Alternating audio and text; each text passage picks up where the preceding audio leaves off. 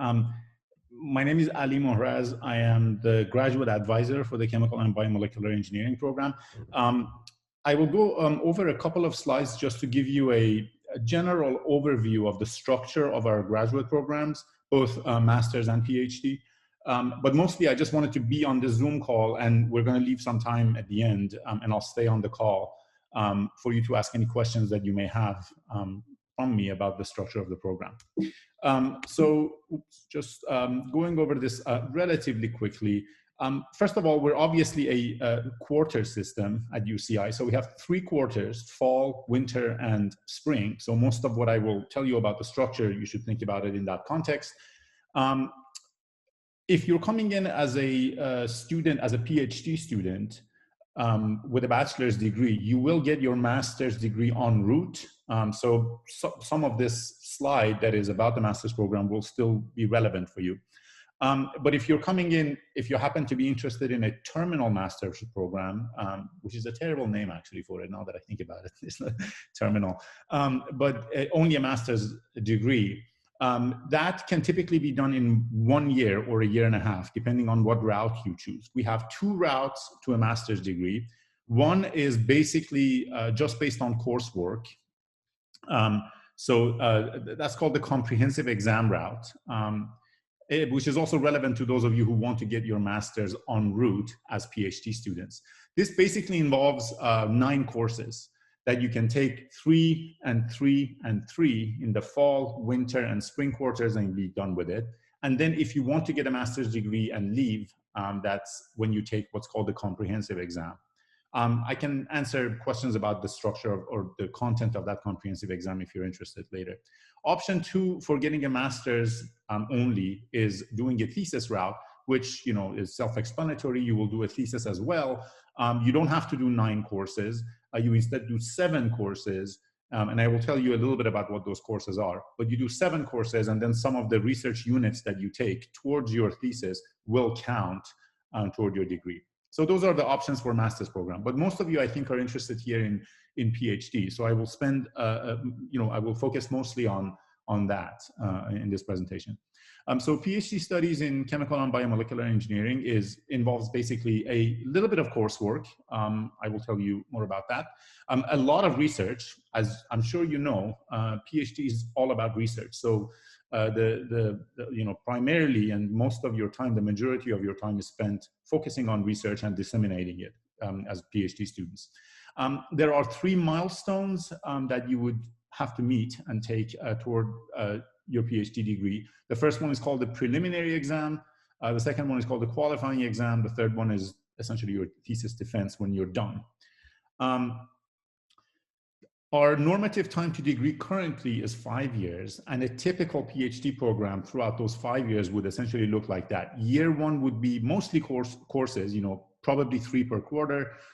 Some seminars that you would enroll in, which are departmental seminars, where we hear from other professors and people in industry all around the US and around the world. The idea is to broaden your horizon and learn about what kinds of problems other people are working on, how they're approaching them. And then at the end of the first year is the first milestone that I mentioned to you, which is the preliminary exam. Year 2 through 5, as you can see, is a lot of research. Professor Venugopalan also mentioned to you that we do have a mechanism of rotations in year 1. If you're not 100% sure which faculty member you want to match with as your PhD advisor, we do have a mechanism to allow you to rotate in 2 different labs and then decide at the end of the second rotation, which would be the end of winter quarter around April, decide which one you may want to match with. So that mechanism is available, and this rotations is referring to that.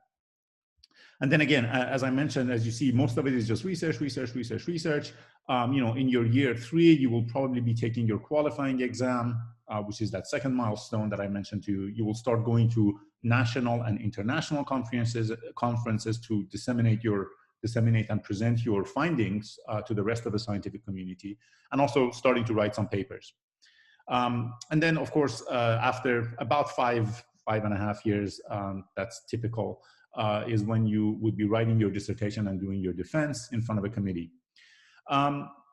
a little bit more, now I'm going to go a little bit more granular and tell you a little bit more detail about each of these components within the PhD program. So the coursework, the 9 courses that I mentioned earlier, 4 of them are required courses, and I'll tell you what they are in a minute. So those are core courses, 5 electives, and they can be taken anywhere on campus, but most of them would be within the department. And then for a PhD degree, you would take 2 additional electives beyond that. So after this 4 and 5, you can get your master's en route, but you do need to take another 2 courses at any point before you, complete your PhD, the requirements for your PhD degree.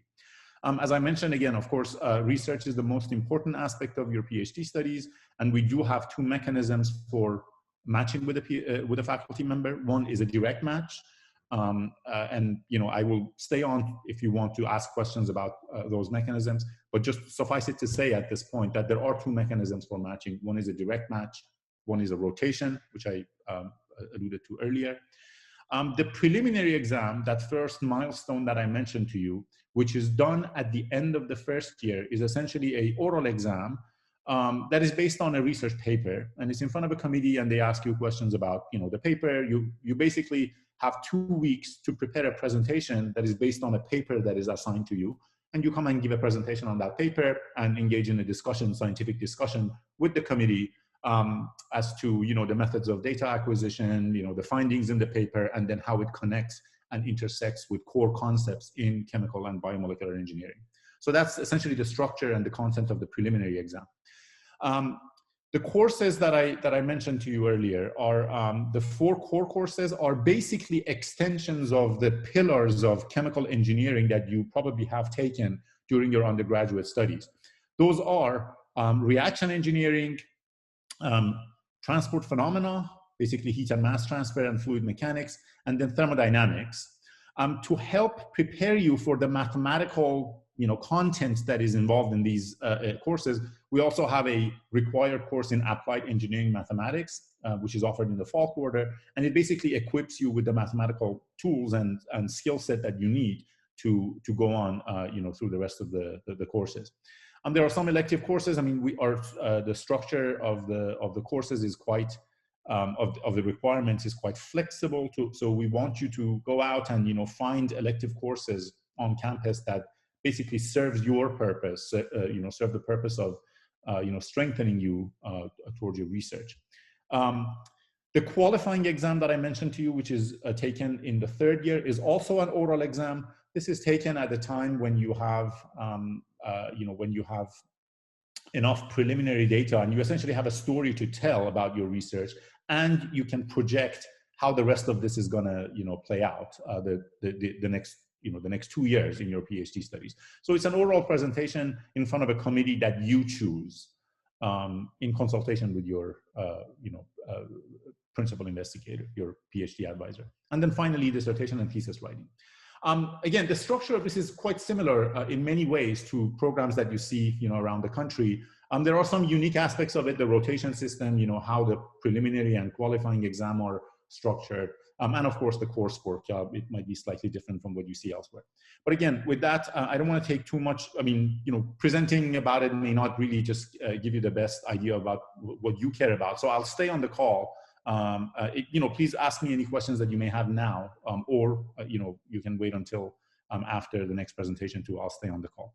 But also very quickly, as Professor Venugopalan mentioned, our graduate students are very much involved in all aspects of campus and community, and campus life and community, and the departmental affairs. We also make sure that we emphasize a good work-life balance and student health. That's a priority for us here. So we want you to do great science, but we really want you to have fun doing it if you end up coming to UCI.